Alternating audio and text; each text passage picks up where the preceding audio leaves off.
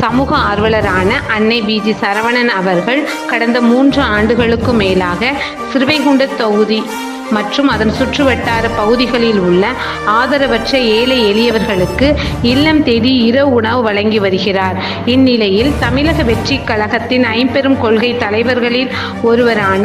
சமூக ஆர்வலர் அஞ்சலை அம்மாளை கொள்கை தலைவராக அறிவித்ததன் ஈர்ப்பால் தமிழக வெற்றி கழகத்துடன் இணைந்து தமிழக வெற்றி கழக தலைவர் தளபதி திரு விஜய் அவர்களின் ஆசியுடன் கழக பொதுச் செயலாளர் அண்ணன் புசி என் ஆனந்த் அவர்களின் வழிகாட்டுதலின் படியும் 9/7/2025 இன்று ஸ்ரீவைகுண்டம், கோட்டைக்காடு, உண்டியலூர், ஏரல், கீழமங்கலக்குறிச்சி போன்ற பகுதிகளுக்கு மதிய உணவும், அண்ணாநகர், கொட்டாரக்குறிச்சி, ஆறுமுகமங்கலம், அரசங்குளம், மாரமங்கலம், இடையர்காடு, தளவாய்புரம்,